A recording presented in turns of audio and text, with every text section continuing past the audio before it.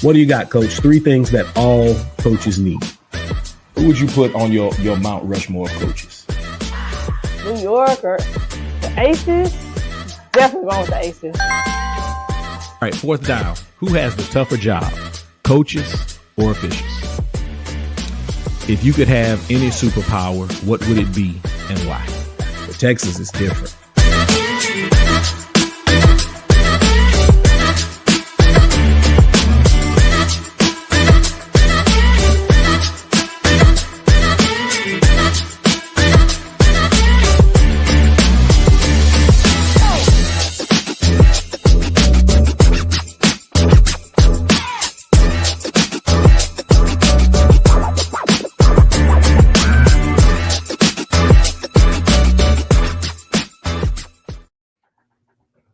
Welcome back.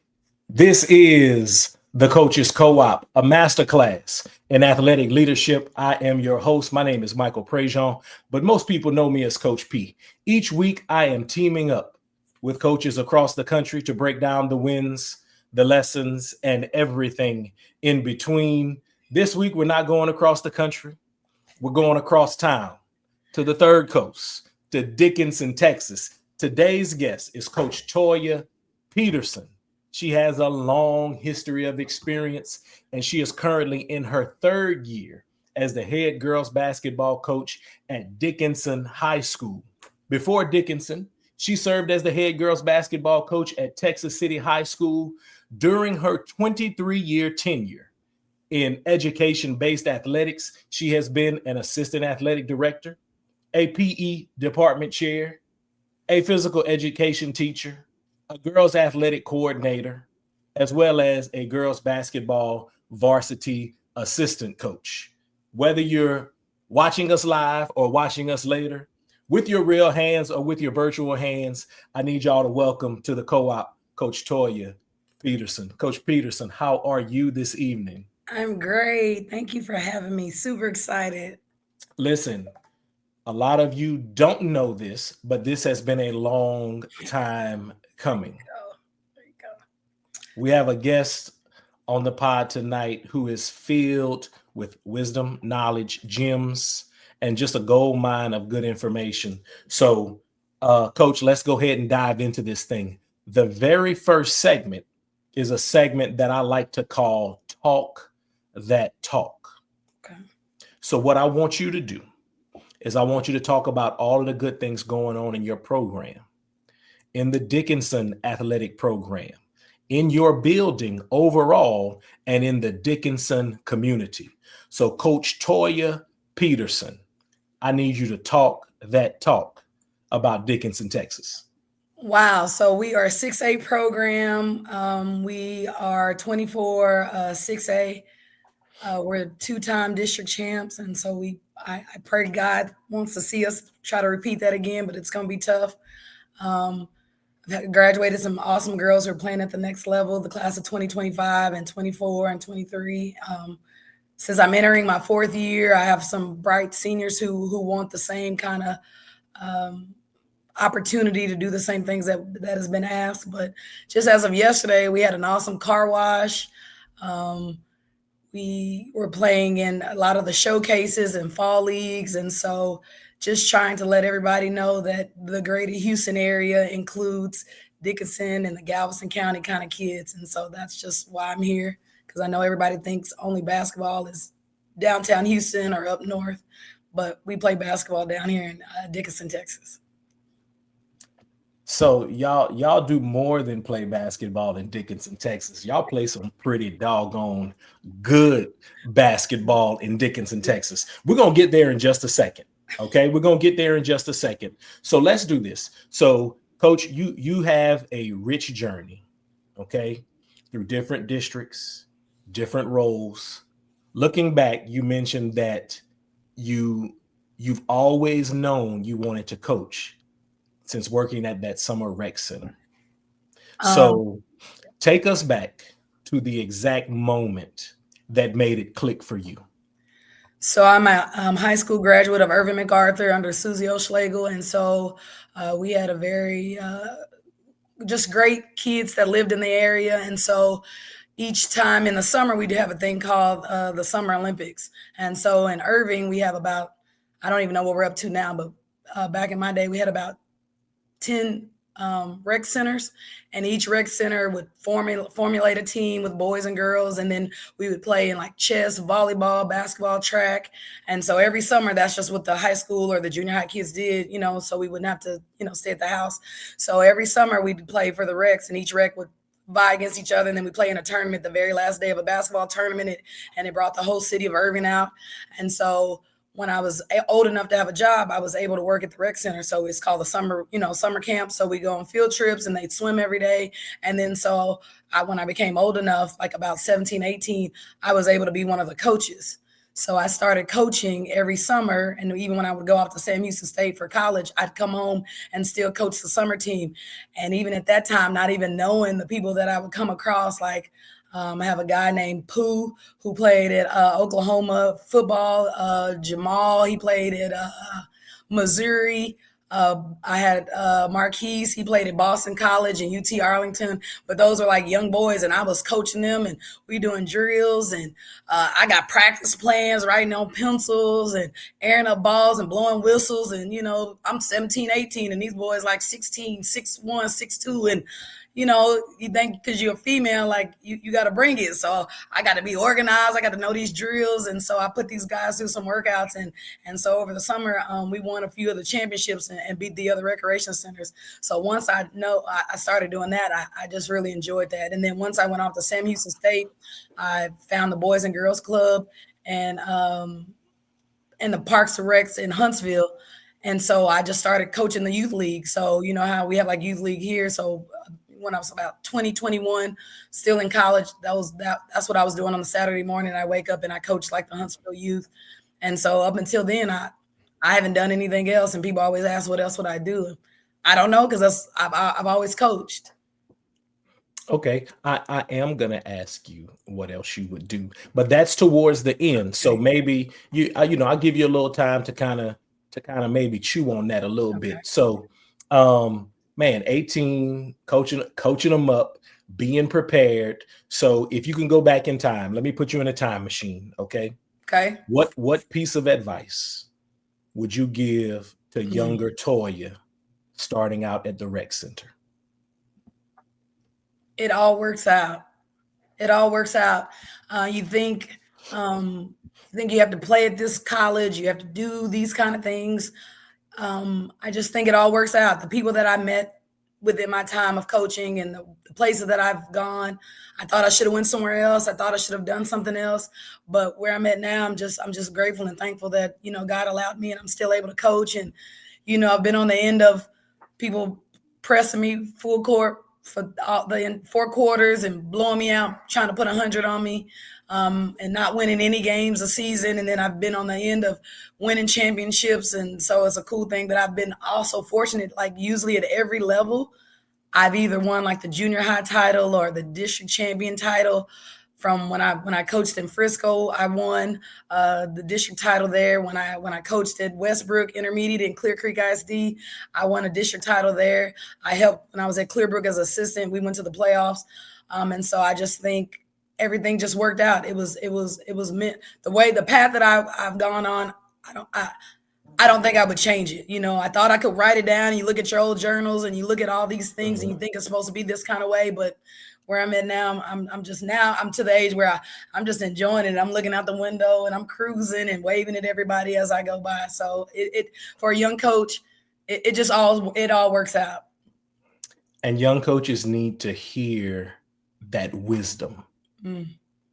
Because I think oftentimes, so I had a guest on over the summer, Hank Simler. He said, don't look at your career like you're climbing a ladder, look at it like a road trip.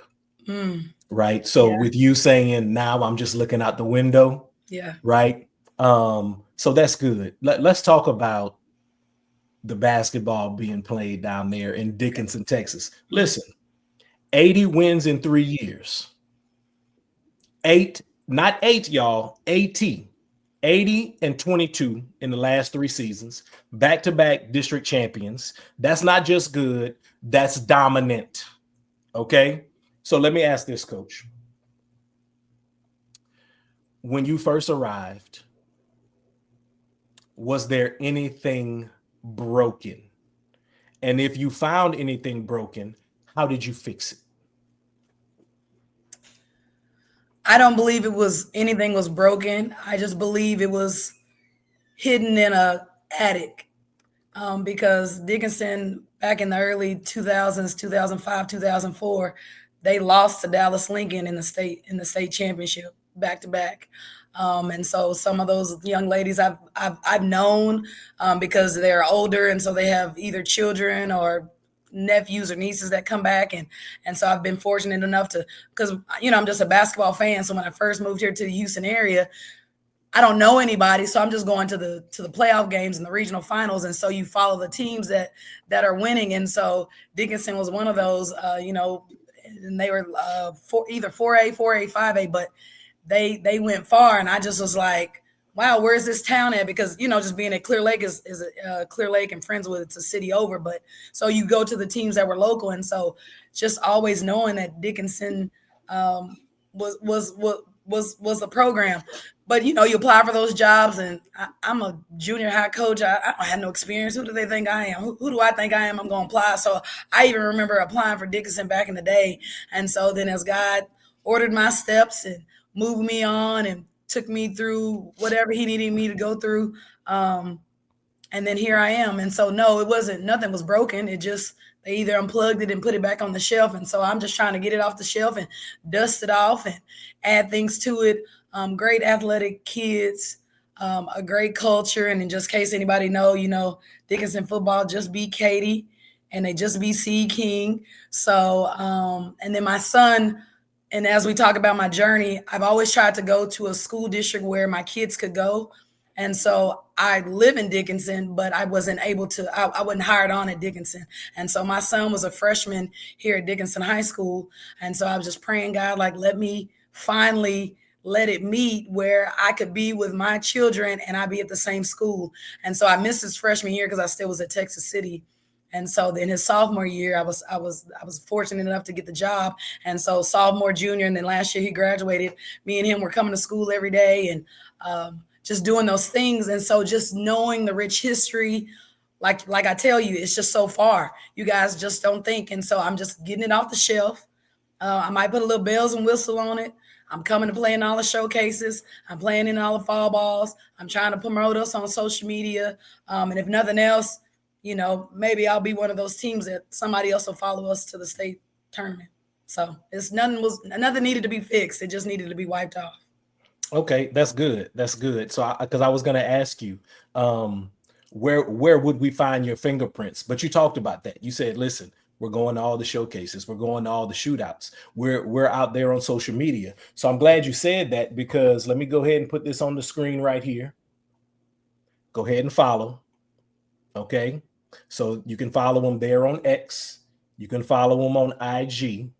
Okay. AT wins in the last 3 years. So she's shaking her head like, oh, but listen, she coming for your neck. Okay. Let me just tell you, she told you that she had been pressed, right? The whole game. Well, let me tell you, if you haven't played Dickinson, they're going to press you the entire game. Up 20, down 20, they're going to press you. Okay. So where you from again, Coach? I am from Dallas. And all right. That's all we needed to hear right there. That's all we needed to hear. Don't do that. No, Coach, listen, I want people to know who you are. Yeah. I want people to know a lot of people already know you, right? But like you said, you went up in the attic, you found it, you brought it down from the attic, you're shining it up, you're leaving your footprint and your fingerprints there. So you talked about being the coach that you never saw growing up. Do me a favor, do us a favor, those who are watching and listening. Paint a picture of what you needed as a young player that wasn't there, that you want to make sure you give. So being in Irving, there's three high schools: Irving MacArthur, Irving High, and Irving Nimitz. And so if you're in Irving, in the middle, it's kind of mixed. So you have, it's a little bit more diverse. If you're at Irving Nimitz, it's a little bit of like the West Dallas kids and some people from Grand Prairie. So those are those demographics. But if you're from Irving MacArthur, that's the northern side, predominantly white. So my junior high school, me and my best friend, that's still to this day, we were like the only black girls that were in athletics, 7th and 8th grade. And so then when we get to high school, we merged with Sam Houston Junior High, which was a little bit more predominantly black. And so most of us all played basketball. Well, when you play basketball or any other sport, we did not have any black teachers. Like I never had a black teacher. I never had a black principal. And so we were my basketball team. We were maybe one girl might have not have been black, but every one of us was black. But all our coaches, professors did not look like us. And so I always tell this story. And if she sees this, and if I can find her, it was this tall girl before Brittany Griner, before all of that. We had this girl named Shayla Biggers, and Shayla Biggers could play basketball. But some things happened where she was kicked out the program, and so I just thought like, my coach is going to look for her, because if she looks for her, then, we are going to, be successful. But my coach looked on to the next, player or, per se. And so I just realized like, something happens to me. If I really need anybody, who do you call? You spend all the weekends and all your after school hours with a basketball coach, and she wants you to do all this. Well, when it's time to, ask her for a favor, will she return it? Well, during that time, I was fortunate that I didn't necessarily need that. I had a good village with my family. And so I just remember even now, like trying to talk to her or see her, not necessarily even asking for a recommendation, just like applying for a job. She kind of looks at me and like, okay, will you apply? And like never really, heard back from her. So I thought, in my mind, remember, you try to think this is going to be your story. I thought I was going to start off and work at Irving MacArthur, or, eventually go back to my alma mater or whatever, but it just did not.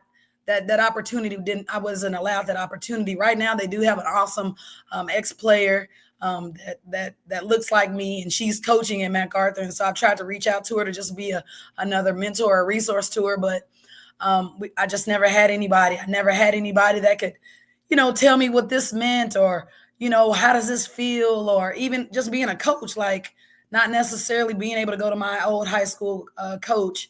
And so I just found out that now that I'm in this position, I try to reach out to anybody. If you ask me, sometimes you're even intimidated to even ask. So sometimes I might reach out to you and say, I'm really here to help. Do you really have a question? Because, sometimes I think that's intimidating. And then I just even know when I moved down this way, Coach Crawford at Clear Springs was a role model to me. And so I tried to look into those other resources on my own. But, once again, me not being from this area, I had to kind of look more for the people that were in my area, but there necessarily was not anybody that looked like me, who I was coached by, from a teacher to a principal to a counselor. And so I just kind of was probably, if I did the statistics, I don't even know, because even now you're my teammates. I don't think anybody of my teammates, and even up until just now, like the 2020, maybe 2020 or 2015 class, nobody is even a basketball coach. And we all played basketball. We all played volleyball. We ran track. And I just don't even know, like doing my reunions or just kind of following people on like their socials. I don't know if anybody's even coaching. And I know many of us played a lot of sports. So I just never had anybody that I felt comfortable to talk to. And so that's what I would like to be for this next generation. So I want to ask this, and answer this if you'd like to. If not, we can move on. Do you, I don't want to say self-made. I don't want to use that, because that's probably not the right terminology, but seeking mentorship, but not always being able to find it. Is that your experience? If you say in terms of the word that you're trying to use, like self-made, I just think even if you did have a mentor, I still think you have your mentor and then you have something that you kind of make yourself. So I think from everybody, from you to I, everybody's really self-made. But then you might have remnants of this person or remnants of that person. And I just think I'm all of that. Even if I am self-made, Susie Oshlagel I still kind of do some of her drills. Yeah. Secondary, primary break. That's what we did. Pressing. That's so even still, even she's not a mentor, she is still a part of my journey and she's still added to me. And still, I mean, I could have got cut. You know what I'm saying? Even those things. And then I could be talking about, hey, I got cut, but now I'm a head coach. But, I was able to play. I played on varsity as a sophomore, junior, senior. And so, just having those opportunities, Susie Oshlagel still was that. But not necessarily self-made because I think everybody is, but because you just, as your journey, you go on, you take a piece of this and you take a piece of this and then you make, that's how Toya Peterson was made. Yeah. And maybe this is it. You kind of had to figure some things out on your own. Whereas, is that your path? Kind of having to figure some things out on your own versus, well, if I had, a little more mentorship, then maybe it would not have taken as long for me to figure some of this out. Maybe the only thing having a mentorship might have been somebody just to, I guess, wipe my tears, or just to help me and pat me on my back.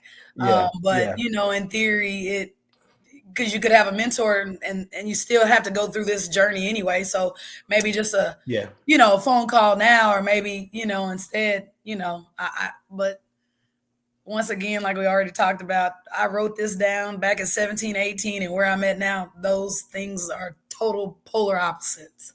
Yeah. Yeah. Okay. I was just wondering, because some of that has been my experience, right? Just kind of looking for somebody to, because we all want to be coached, right? Even no matter how long you've been in your career, in your profession, we all want to be coached. So, Coach, that's good. Thank you for sharing that. So let's talk about your coaching philosophy. So you've talked about that it's evolved, right? Based on personal preferences, based on experiences that you've had, and you've been talking about those. Can you pinpoint maybe one specific experience? Maybe it's a tough loss, a challenging player. Maybe it was those tears that you needed to be wiped away. Something that kind of changed the direction or trajectory of your philosophy. Can you pinpoint one specific experience? I can't necessarily pinpoint. I can just say as time has gone on, when you're 24, 25, 30, you think you can do all of those drills. You're going to do that jab, you're going to do that pump fake, you're going between your legs and doing all that. And then you have children, you get older. Because even last year I had a boot on my foot because I stand on the hardwood and the shoes you wear. So then I had to realize I cannot demonstrate. I'm going to have to use my words. I'm going to have to find visual aids. I'm going to have to learn how to teach more efficient, better, because I can't do it. I still can hold my own if I got, like, I'm going to stand there at the free throw line, I'm going to shoot. But I'm not, I can't do all of that like I used to. And all the kids want to go one-on-one on you. Why? What? I'm helping you with what I got, so I got to be good enough, so you have to, my younger coaches always want to go one-on-one, and I appreciate them for that. And even as you said, it's the experience, then I just hire younger coaches that can just go one-on-one with my players. But I just think you have to, I think as you just get older, you just learn, it's just way more teaching. And it's not even necessarily like X's and O's, just as life has gone on. I just thought it was going to be X's and O's. I'm just a vehicle to get you to where you need to be. Here's this, and let's do all of this. But, sometimes, like I said, just, we were talking about being the resources that I need. Sometimes, because at Texas City, that's when I really learned that. They don't care about no winning or losing. The meal that I provided for them on the away games, they wanted to eat that. The shoes that I gave for a varsity team, they needed those school shoes. That backpack, that's what they used to carry their books in. That said, Texas City on it, So I just think as your philosophy evolves, yes, you got some, like I said, I've got the primary, secondary break. We transitioned, had to start learning how to do sideline, out of bounds, and baseline. I had to, get my pen to working and really watching in that and like game strategies and things like that. Because and also many of my kids are very athletic, but like basketball IQ and like technical skill, we're gonna struggle with that because what resources? Nike Pro Skills and Software, love them all, but they're not down my way. The big, Fam Hoops or whoever, all the AAU who provide those opportunities. And even when I was first moved here, like HTX and all those Houston Hot Mm-hmm. Shots and all those were the big, Mm-hmm. they're gone. Even like when I first met you with the IBA and those programs have gone, Yeah. so everything that my kids learn is I have to teach it. I have to provide it. I have to tap into the resources. And so that's why I try to, play in the showcases and play in the fall balls, because then maybe you'll know that I'm not all talk. I have athletic kids, and maybe because, ultimately AAU wants to win. You want to put them on a platform. So maybe if you see my kids help you put you on that platform, then, we may get more resources, down towards the G County. That's good. That's good. Coach, you're doing great things for your kids down there. So I was having a conversation with somebody today, and they were telling me that they were cleaning out their closet, right? They were cleaning out their closet on a Sunday morning. And they were telling me, man, I found all kind of shoes in there, right? Varsity shoes from a couple years ago, some KDs from, oh man, maybe 10 years ago, right? Yeah. And those shoes were, they're probably going to Goodwill, right? And we talked about like, man, yeah, I get it, because where you are, those kids aren't going to wear those. But I've coached at a place where we didn't throw shoes away. Shoes didn't go to Goodwill. No. Because somebody, baby girl, what size shoe do you wear? Yep. Right. Yep. Let's see what I got in the closet. My PE kids need that every day. It's some pairs of shoes, and they're appreciative, and they're like, oh, I can keep them. So yeah. Yes. Yep. So that's so when you talk about developing, philosophy and providing for your kids, it's different at different places. Correct. It's different at different places. I've been there, and then I've also been at places where, they kind of look at you kind of funny when you try to, when it's like, they're hey, literally throwing food and money away. Yeah. Really? No, I don't. No, like literally, because when I used to coach in Frisco, and Frisco was like that. Yeah. Frisco had everything I asked them to buy, everything I asked them, best Christmas presents, best teacher appreciation gifts, all that. Those with them having those resources, that's what was provided when I was in Frisco. Yeah, it's definitely different. We'll talk about that off camera. Because I want to pick your brain on a couple. Okay. Hey, let's talk about because we've actually talked about mentoring. I want to circle back to mentoring. I know you mentor other coaches. I know you value mentorship. You named Deidre Rucker as a special person in your journey. You said she's more like family to you. Yeah. That's what you said. Yes. So what made that relationship transcend coaching into something deeper, like family? So this young lady is super under the radar. So the first time I met her, I was at the athletic coordinator meeting in Frisco, and I had just probably even the week prior to that, I had went to her like Allen High School coaching clinic. And, I'm just like, that's Deidre Rucker. And I'm trying to write everything down with the drills and things that she have. And so then the following week, either she leaves Allen or something. And so now she's in Frisco and sitting right beside me. And so everybody's talking in the coordinator meeting. And it's really just her and I, like, we're like the only two coordinators. And it's 16 intermediate schools and 10 high schools. And her and I are the only ones that look the same. So then I just go, and I had already been in Frisco about 2 years. And so this was like her first year and going from high school to junior high. And so I introduced myself, and I was like, I just was at your coaching clinic last week. And, why, kind of asking why she's here. And so, of course, God takes you through things. She has a son, and so she needed to get at the big 6A, 5A Allen basketball program. And so I'm like talking to her, and I said, well, I know you don't need any help from me because, you're Deidre Rucker, and I don't have anything to offer, but I just was like saying hi.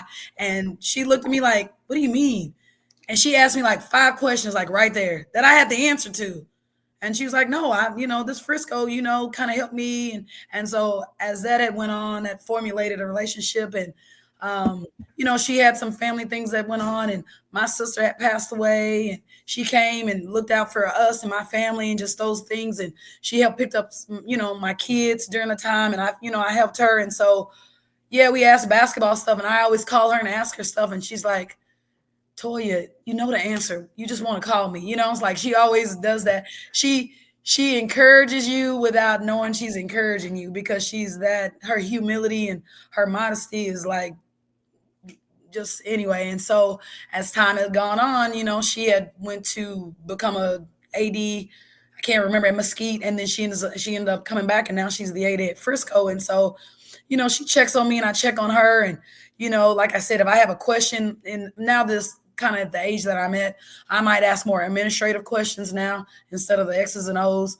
And so she provides awesome wisdom, great character. And like I said, with my sister passing, my mother passing, coming to my mother's house, right when we found out, her coming over and calling and checking on me. And even right now, she'll call me, because if she hears about this, she'll call and say something funny, but it's never, and I'll tell her this. I'm like, I'm letting you know you're my letter reference, but you're really my mentor. She's like, I'm not no mentor. I can't tell you nothing. And so just knowing that, so yeah, you can say mentor, because, at the time, not knowing the kind of person she was, I was like, I need her, because I hadn't been a head coach yet. So I was like, I need her as a reference. And, she's like, Toya, you have it.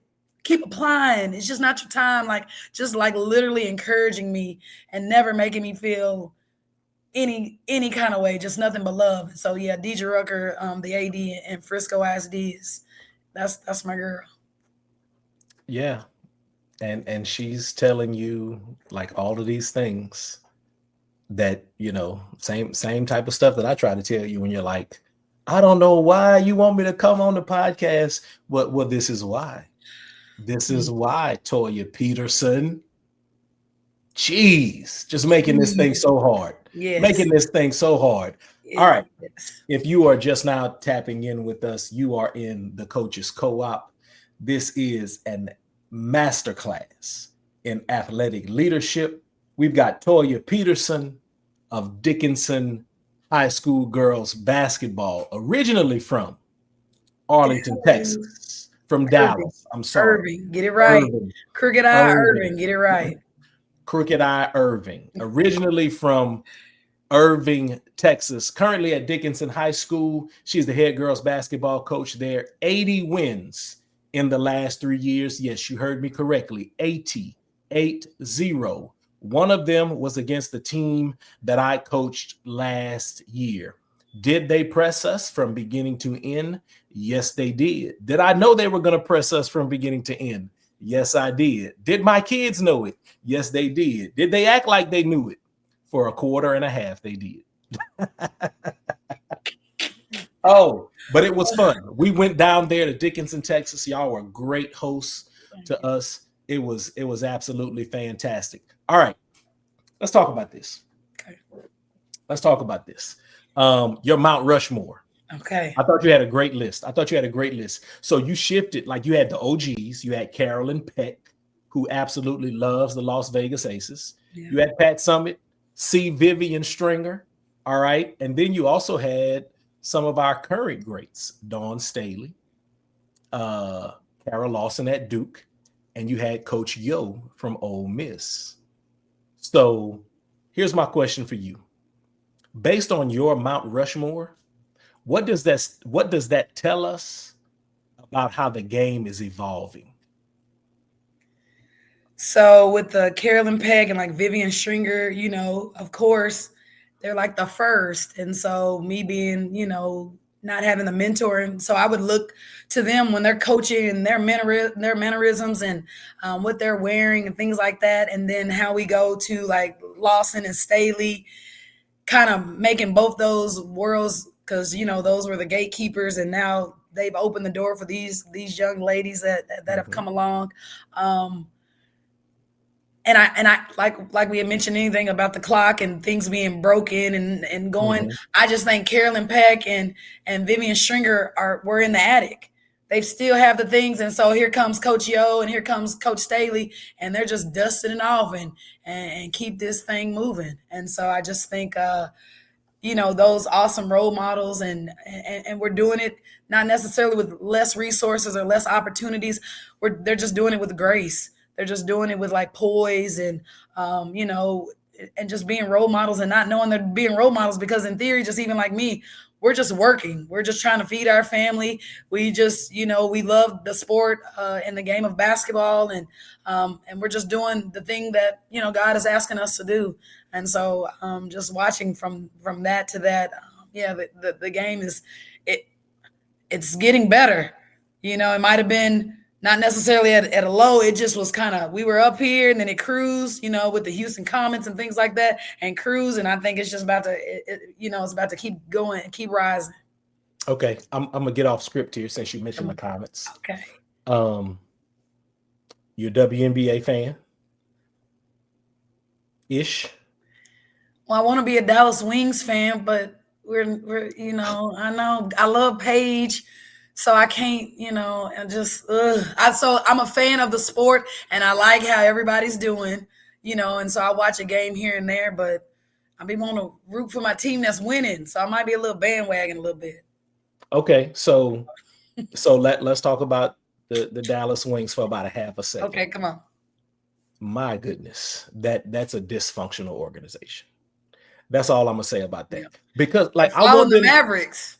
Because I love Luka. I'm sorry. Come on. And the Cowboys. Oh my goodness. Oh, Dallas. Listen, okay. Dallas went from like Mavericks championship contenders. The Rangers won the World Series. I gotta drink some water. I just, Lord, yes, the Dallas Cowboys, if they could just get it right, Dallas could have been title town. Y'all could have been the best in all three of those sports, and y'all was like, you know what? Nah, that's not what we want. That's not what we want. That's not what we want. We want to go back to grinding or something. I don't know what they thought. I don't know what's going on up there in Dallas, but Lord have mercy. I too want the Dallas Wings to be successful, because that's the only team that's in driving distance that we can go support. We've lost the Silver Stars in the comments. Like, that's all I knew. 4 or 5 time champions. Yes, that just blows my mind. Yeah. So hopefully, so this is the first year I did not go to a WNBA game in Dallas, because the tickets came out, you know, and I started looking at games that I want to go and see. And the tickets, number one, are astronomical, right? The ticket prices were stupid. That's the best word. I've gone, but people have gifted me those. So can you tell me what the price would be? I don't even know. $500 for a ticket this year. Now, and I've been to multiple games up there at UTA to see the Wings play. But this is what needs to happen. Okay. Number one, I'm gonna say this: WNBA, bring a team to Houston. I don't know what the deal is. That y'all are going. WNBA is going back to Cleveland. We all off script here, but they're going back to Cleveland. Listen, come on, and we're gonna skip over Houston. The fourth largest? The fourth largest city in the country. We're gonna skip over Houston. Now, he need to hit a lick or something. He got to come on with it. There are rumors that the Connecticut Sun could possibly end up coming to Houston in lieu of Houston not getting an expansion franchise. But the oil money, you know, Texas City and all of that. We got a lot of oil. Deer Park, come get some oil money. It's some money, right? Listen, like you know what? That when the team comes back, WNBA, not the Fertitta Center, they need to play in Toyota. Okay. To Number pay one, $500 to play at the Dallas Wings, which is at the UT Arlington facility. I didn't even know that. Like I said, I yeah, hadn't paid for a ticket because I it, usually it go was under a bad. program, and so they kind of give you complimentary ones. So I didn't Yeah, even know they were running that. yeah. So it was bad. Now I did make a game this summer. I was in New York, so I was able to catch a Liberty game at the Barclays Center, Okay, and that was a great experience. that was a great experience. Okay, That is why it needs to be in Toyota Center, yeah, for the because experience wise. it needs to be that type of If it experience. goes that high, then like my kids that I coach and teach, they are going to. It's You tough to can't, afford that. yeah, you can't price kids out, right? You can't price kids out. And what happened in Dallas is that certain people were priced out, Yeah. which brings me to another thing that is not on my agenda tonight, and that's our sport becoming a money sport. But that's another conversation for another day. That's another conversation for another day. All right. So I got two more things I'm gonna ask, and then I'm gonna do my little commercial that I normally do. Okay. So the first thing I want to ask you about is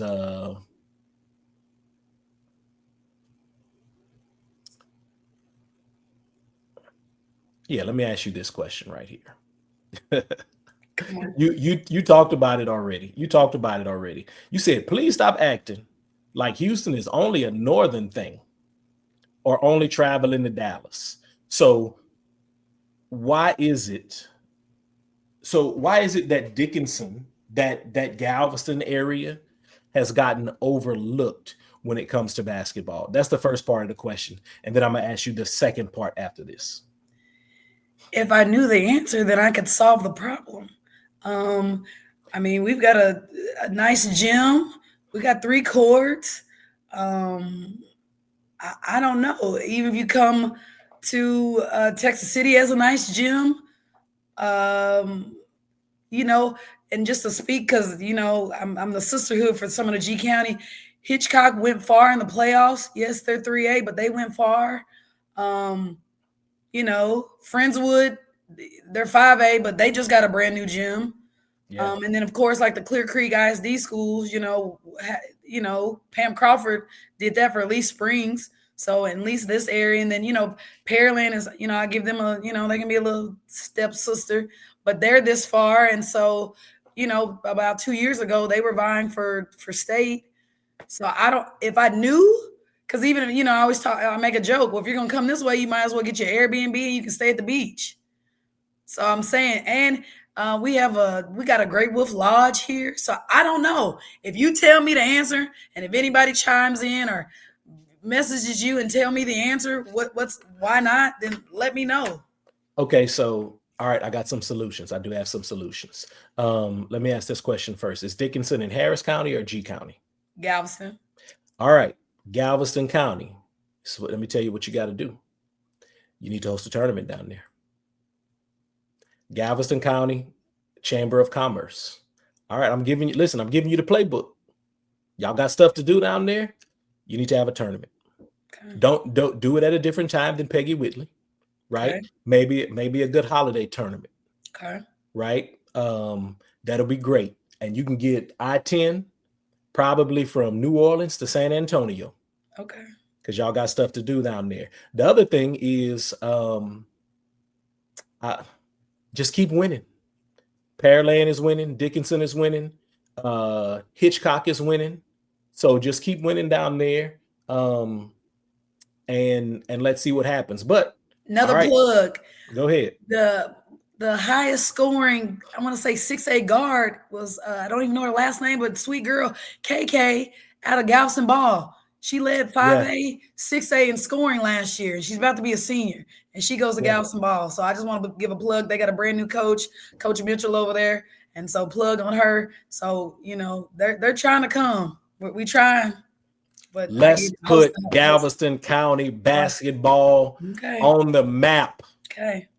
All right, Galveston County Chamber of Commerce, Galveston ISD, Dickinson ISD, okay. Clear Creek ISD. I know y'all got y'all's Peggy Whitley thing. Pearland ISD. Y'all got some doggone good basketball in Pearland. Dawson is going to be a monster. Pearland has been very good for a long time. Okay, man, y'all put that thing together down there from Okay. I-10 from San Antonio all the way to New Orleans, get the best of the best, because the greater Houston area needs a tournament at Christmas time to keep our best teams at home. We shouldn't have to run to Sandra Meadows. We shouldn't have to run up there to what's the other tournament? It's one in Corpus Christi, right? I mean, not College Station. It's another one up there in Dallas where there's the Aggie Land Classic, but the Aggie Land Classic is kind of Whataburger and the Allen and the Frisco and all of that. Yeah. So come on, Greater Houston. Come on, Greater Galveston. Let's get it together. All right. So that was my vision for the continued growth of girls basketball. What is your vision for the continued growth of girls basketball in your community? And I don't know if that has to do with like Dallas and my background in that. I just think, and as you were kind of speaking on like the money grab of like AAU and all that, I just hope and pray we can start like cleaning it up. And, fundamentals, like knowing how to shoot, knowing how to like dribble and between the legs, behind the back, like, and I don't know if that's an old school thing or that's but just cleaning it up and, making a good bounce pass and, just the mid range. I think everybody's talking about that, but everybody can't shoot a three. Everybody, make your layups, make your mid range, clean it up. And so that's just like fundamentals. I know everybody, wants to do all of that razzle dazzle and all of that. And pressing has honestly helped me. But because that's just straight like defense and like reading the game. And because the way that I learned is if you can play somebody defensively, you're going to see their moves. You see their jabs. So then you can really do both. Because if I already know that move, then I can stop that move and vice versa. So just kind of cleaning it up. And so I just hope that for like as our future kids, I get you got the trainers and all of that, but you might not have to do a combo. It's just a hard pound dribble layup, jump off 2 feet, like really fundamentals. Because I just really find people don't really teach that, like really how to do a real layup with the correct footwork and things like that, like fundamentals. So hopefully we can get back to that. I agree. And I'm going to tell you what it is, Coach, in my opinion, Yep. in my humble opinion, in my finite opinion. Come on. Everybody thinks they can coach and everybody can't. And what I'm talking about is the teaching of the game. I believe it. Everybody can't teach the game, right? Everybody wants to do. No, let me say it this way. Everybody wants to be us. Okay. But what they don't understand is that we're professionals. Yeah. Like we study this. Yes. Like we study this. This is a craft for us. This is not a hobby. Correct. We didn't go to work and do something else all day. And then come with my work shoes on and just change. And yes, you're right. I get that. So, all right, we're going to get back to the conversation in just a second. But here at the Coaches Co-op, we are all about building championship level systems on and off the court. This episode is brought to you by The Path for Coaches, Volume 1. And my video is not in here, and I saved it earlier. So I actually have a commercial that I do, but it's not in here. It's in here. It's recorded and all of that. It's not in here. So listen, go buy the book. Okay. I'm just going to scroll this at the bottom of your screen. Go to Amazon.com. We talked about mentorship here. Go to Amazon.com. Buy the book. It's called The Path for Coaches, Volume 1, Mentoring. Yours truly wrote a chapter in that book. I think it's pretty good, but it is not the best chapter in that book. Okay.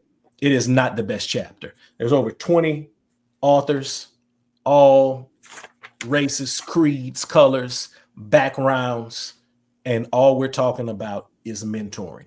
So you can go ahead to Amazon.com, get you a copy of The Path for Coaches, Volume 1, Mentoring. Or if you want to get a copy from me, go ahead and DM me. You can find me right here on Instagram, Podcast with Prejean. I'd be happy to get a copy to you. All right, back to it. We are in the Coaches Co-op. I am here with Coach Toya Peterson. and we are talking about It is not all my name. things Toya Peterson. Indeed. Toya Peterson in Dickinson. I just made up a whole You made name. a whole nother. Yes, come I on. made up a whole name for you. All right. So we're back. Let's get back to it. Okay. Let me ask you this. I got some good questions for you. Okay, come on. If I asked your players what makes Coach Peterson different from every other coach, what would they say? I think I give them the best of both worlds. I think I give them like discipline, then I give them love, and then from Dallas we had to learn how to dance, so I can dance a little bit. I do a TikTok. I just don't want them filming me because I don't know where they TikToks are going, but so I think they appreciate that, and I really think, and especially like this year is going to be probably my coolest year because I have freshman daughters that I'm going to coach. And so I've been trying to reach out to other people who have coached their own kids and things like that. So now I'm kind of coaching my players who are actually my real blood daughters' friends. And so now they kind of get to see me because, normally it's just a coach and everybody goes home. Well, these girls have already spent the night, or I have to drop somebody off because when they were, in junior high and elementary, now these are my children's friends. Now they're playing in my program. So I think, I guess I could say I'm the mom away from home, or the aunt away from home, but I'm still going to discipline you and I'm still going to love you the right way. And, and if any of my kids hear it, or I don't know if I'm at the age, but I have not been invited to a wedding. I want to get invited to somebody's wedding, one of my players' weddings or something, like a graduation. So I'm excited to eventually kind of get into that chapter. And, Coach Peterson, will you come to my wedding or come to my baby shower or come to something like that? So that's kind of where I'm at with it. I'm kind of in a different stage of my life. Yeah, I'm going to coach and do all of that and must discipline. You got to tuck shirts in and you got to touch the line and do all of that. But then outside, after I've done the letter of recommendation and after you've graduated from college, I'm that too. So some of my girls just come just to stand and just watch, how the practices are going because they've reached out to me. So that's just kind of where I'm at now in the stage of my coaching. Okay. So you said the best player that you've ever coached is your son. Yeah. Right. Yeah. And so now you get an opportunity to coach your own kids. Yeah. That's a very unique dynamic. Yeah. So how do you intentionally separate Coach Peterson from Mama Peterson? So I've already kind of just reached out to my assistants and kind of just asked them to kind of coach my children too. I'll coach the program, but if it's something that's just like a tough, or because I'm going to probably get on them when we get home anyway. So instead of just beating the dead horse, let my other coaches kind of coach them at school and at the game. And then when we get home, and I've like I said, I've asked some other coaches who have coached their daughter. They're like, let them come to you, because you're going to watch film. So unless they're walking by, don't just like, I'm watching film, come watch it, those kind of things. So I've been intentional by just really honestly just asking for like help with that. And even like my husband, he likes to, he think he can tell me and hear the X's and O's because he wants the credit and all that too. And so I'm telling him like, we could do that before, but like some of these conversations we can't have because the one who gonna miss the shot or got to take the shot is upstairs, or the one who got the team in trouble is upstairs. So he and I have to been intentional, like how this season and these next 4 years are gonna kind of go. Because before I I got my calendar, I already know how the season goes, but now I had to be intentional with like talking to my assistant coaches and my husband, like, okay, this is, we talked about all of that, but this is going to be different. And these are the things that, I need for you guys to help me. That's fun. So that means we're going to have to bring you back at the end of the season. Okay. Right. And then do like a checkup, okay. how was this year? Okay. What is the most, no, let me skip. I'm not going to ask that question. What's the easiest thing about the job nobody knows? Let's go with that one. The easiest thing about the job, I want to say, is like literally like not necessarily the outcome of the game, but the games, because the games kind of run themselves. Your workers are going to come work. Your kids know. The parents already know what time to show up. Everybody's got their uniform. The officials come. And if you don't say anything else, the jump ball is going to go and it's going to end. And you can sit there literally and not have to say anything. Well, of course, you want to coach and sub people out, but sub people in. But once you get to like your home games and your district games and you know they're going to be on Tuesday, Friday, that's like literally the only easiest thing because it kind of starts moving itself. But getting there and then ending there are the hardest things because you know you want to get there, that you install everything, that you put the right people on your team, that you know, do you have enough games and doing all of that administration part. And then once the games start and the schedule is formed and it's your opening night, it kind of runs, it's like a tape, it just runs itself. And then at the very end, if you don't like the outcome, do I need to do more off season? Do I need to open gym more? And then you're stressing out about that. But once the season is, yeah, like I said, the outcomes and everybody's all, you know, stressed out. And you got to watch the film, but like literally it's like pushing play. And, you know, because the games kind of run themselves once you put all those systems in place. That's good. So you answered both questions because I have what's the easiest thing and what's the hardest thing. So you really answered both of those. So who has the harder job, coaches or officials? Coaches. Officials can call all the fouls and ruin the rivalry game and jog to their locker room and lock the door and go through the back. And then I got to answer and play their daughter. And the other coach, you cheated me after points and your table didn't. And then tomorrow you got to talk to the newspaper. And if the kids left the locker room open, dirty, and then you got to talk to the administrator, it's all of that don't ever end. And even to the next game, you still might have some residue from that last game. And so it just never ends. The officials, and then have them like, I refed your, you know, because you'll see them around, I refed your game. I don't even remember it. They some of them do. But, you know, when they see me coming, I can see them at the grocery store and they might cut through. And some of them, you know, they might try to hide from you. Yeah. You ask, I'm not asking. Yeah. Because I don't need you to already have me 2 fouls before I get to, you know, to the north side. Because you didn't see me. So I just try to not say nothing. You know. Okay. All right. Now we're back on this question. Okay. If you could be anything other than a coach, what would you be? I think I would be an event planner, kind of is what I do now. You know, someone hires me and then give me your theme, and then I put your balloons and your backdrop and get your food and help you with your RSVPs. And then here's the wedding, or here's the anniversary party, or here's the baby shower. Put my little headsets on and time, open the window, open the door, ready, set, go. And I'm orchestrating. Here come the food and here come the music and stuff like that. Probably like an event planner. I think that would be pretty fun. Okay. See, you do have something that you would do other than coaching. Yeah. All right, coach, play a game with me. Okay.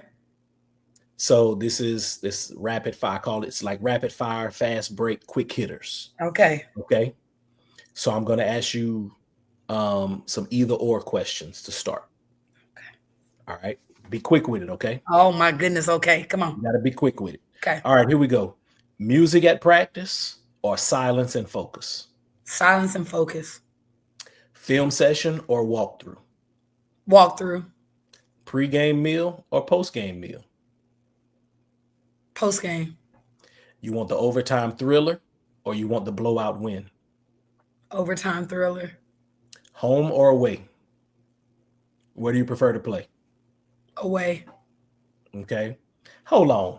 You're trying to get everybody down there in G County, but you prefer away games? Come on, coach. I have to do away games now so y'all can see. And then when everybody ready to come, I'll make you start coming to home. Okay. Look, I'm messing with you, but I prefer away games as well. Yeah, away. I just do not like. All right. What do you need more? Whistle or a clipboard? Clipboard. I don't use a whistle. Okay. March Madness or WNBA Finals? March Madness. You calling a timeout or you letting them play through? Call a timeout. Run the play or let your best player create? Run the play. District title or deep playoff run? Deep playoff run. Netflix or a good book? Netflix. Perfect season or perfect chemistry? Perfect chemistry. Event planner or coach? A coach. 1 point loss or blowout loss? Blowout. All right, season's over. You're going on vacation. You're going to the beach or to the mountains? Mountains. All right. Not bad. That wasn't too bad, was it? No, you did all right. Let's go round 2. Okay. Round two. Agree or disagree? Okay. Agree or disagree? You can't teach height. Agree. Defense wins championships. Agree. Players today are softer than previous generations. Agree. Social media has been good for high school athletics. Disagree. Every good coach needs a therapist. Agree. Coaching is harder now than it was 10 years ago. Agree. Team chemistry is more important than raw talent. Agree. The hardest part of coaching is managing parents. Agree. A coach is only as good as their staff. Agree. There is such a thing as overcoaching. Agree. Houston has the best basketball in Texas. Every player should play multiple sports until high school. Agree. All right. That wasn't too bad. That wasn't too bad. Wasn't too bad. Okay. Okay.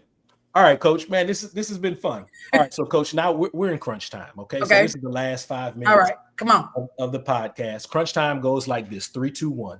So we're both basketball coaches. So we'll go 3 in the key. 3 things that all athletic professionals need. Then we'll go 2 shots, 2 of the foulest things you've experienced in your role. And then the last thing will be and 1. We can be anything that you want to share before we exit. So we'll start with 3 in the key. What are 3 things that all athletic professionals need? They need a great mentor, someone who's a phone call away, like a village, a place to like unwind and just get away from everything and not just always be in the go, always going, and like self-awareness, perception, and knowing that it's hard for everybody. So who do you think you are? And so mentor, a place to unwind, and self-awareness and self-reflection, and being able to perceive what you give off to other people. Very good. That having some emotional intelligence. Yes. Very good. Very good. All right, Coach, this brings us to 2 shots. These are 2 of the most difficult or foulest things that you have experienced in the profession. What do you have for 2 shots? When people think that they can do it better than you and they treat you as such, but then the tables turn. We were talking about, like, I've been on when people try to put 100 on you, and then of course the tables turn. Do I do the same? I try not to. I have to make my kids not do that, because I tell them this is what such and such did. So I just don't like when people, every dog has its day, every season has its time. And so when people think they can do it better and then it's their time. And then I do not like when you're a friend or a mentor, you just, we're colleagues and we network with each other. And then, or knowingly or heard of that you're like literally recruiting my kids from wherever I'm from or whatever. I'm not saying that they are going to go or not going to go, because that's between them. And, if a kid wants to leave, the goal is to go to something better. That's their life. You don't necessarily want to keep people who are unhappy, but don't smile in my face and then know what you're doing. Like, that's like two-faced. So don't recruit kids and talk about my kids and then think, good job, coach, good luck next year. And you know something is going on. So if things that are going on with like kids are transferring and moving, if I know that it's somebody that I know at the school and they're going to that school or coming to my school, I like to call that coach and give them a heads up. I can't control it and I can't stop it, but I don't want them the first hearing of it is when we play, or I just think that's kind of like, that's not a respectful thing. Have some common courtesy, coaches. Yeah. Oftentimes it's not the children, it's the adults. Correct. And so don't mess up your coaching, relationship because of that. Because those parents, if nothing else, they only got 4 years. And if, going into my 23rd, 24th year, you got longer time to coach, you're gonna see most of us again sometime. That's right. You said, listen, don't burn bridges. Yep. So I heard somebody say, don't burn bridges unless you can part the water. So, all right, coach. I know them do that. Only one. There's only one. All right, Coach, this brings us to the very last thing in this podcast. I'm so sad right now that we have to end this episode. And one, Coach, this can be anything that you would like to share before we exit. What you got for us? It all works out. God has ordered your steps. He already knew what he was going to do. He already know how it was going to look. And so just enjoy, smell the roses, enjoy it while it lasts, because it really all works out. It all works out. Coach, this has been awesome. Thank you so much. So let me ask, was it okay? You did good. Okay, It was thank you. good. It was So good. hopefully, you kind of found your place of comfort. Yep, I didn't I want did. all It right. was just like talking to you, so it was good. It was good. Okay. I appreciate that. Coach, I'm getting ready to get us out of here, but don't go anywhere, okay? Yep. Don't go anywhere. Listen, everybody, those of you who are listening and or watching, thank you for joining us on the Coaches Co-op. Big thanks to our guest, Coach Toya Peterson of Dickinson High School. Coach, thank you for sharing your journey and your wisdom. If you are walking away with new insight or energy for your team, for your program, or for yourself, then we have done our job. Hit that like button, follow, subscribe, leave us a 5-star review. Your ratings and reviews help other coaches find us here in the co-op.